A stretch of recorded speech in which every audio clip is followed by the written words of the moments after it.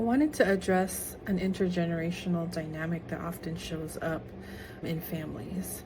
And this one is really about your success or even your development as you go through life as somebody, maybe as a child of immigrants or someone in your family accomplishing something that nobody in your family has. And so, understanding that there were sacrifices made, decisions so that you could be set up for more success, your generation would be more successful, that things would be easier for you to attain in society. So, there's a generation of our parents or grandparents or even great grandparents that have made significant sacrifices so that you could have the opportunities that you have today, and you're living those.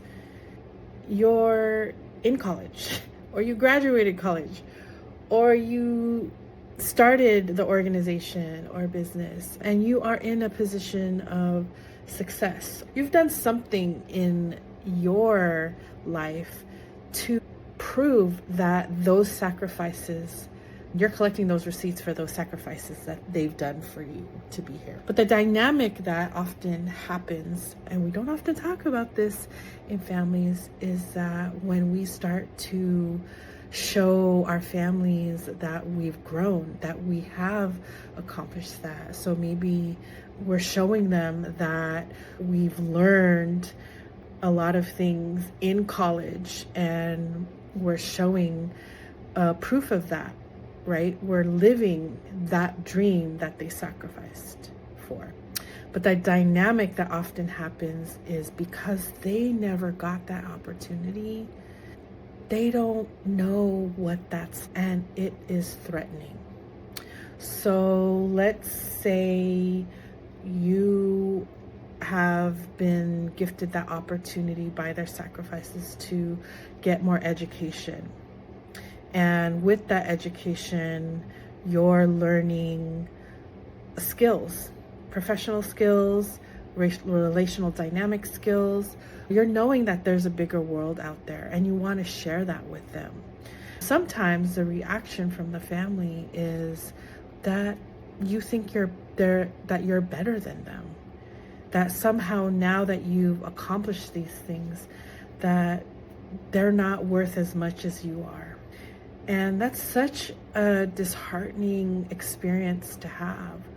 I have experienced moments where I want to share some of the amazing things that I've learned in school, or some of the amazing people that I've come across, and that I have been exposed to newer, greater things in the world.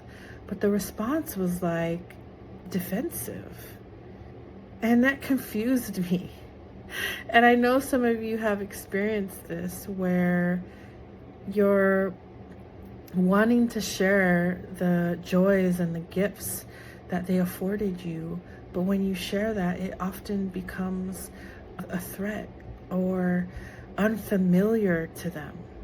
So what do we do with this when we come across that? First of all, it is a real experience to feel betrayed. It is a real experience, and a valid one, to be disappointed.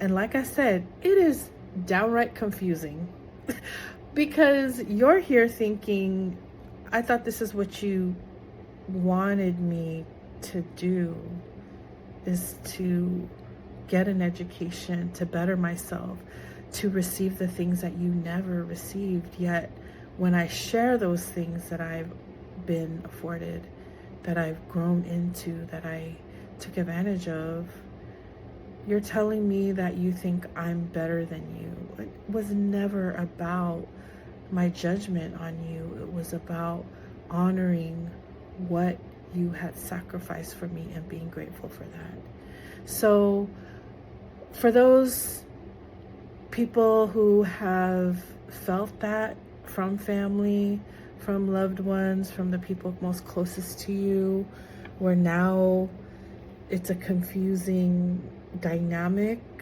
where they now feel threatened, by your accomplishments. I just want you to know that's not you. That's really on them. And that it's not your responsibility to take care of that reaction. That deep down in their hearts somewhere, they are proud of you. It's the human ego. It's the empty hole, that the gap in their lives and what they weren't given an opportunity to do, that's showing up. But that's for them to work through. You don't have to fix that. You don't have to explain. You don't have to humble yourself with the process that you've gone through, the effort that you've made to get to where you are. They know. It's just what's showing up in that response is, it could be a trauma response. It could be unhealed heart. So don't take it personal. Keep doing what you're doing. Honor the sacrifice by living it and owning it fully. And find folks in your community who do celebrate you and who do support you. You don't have to share everything with everybody.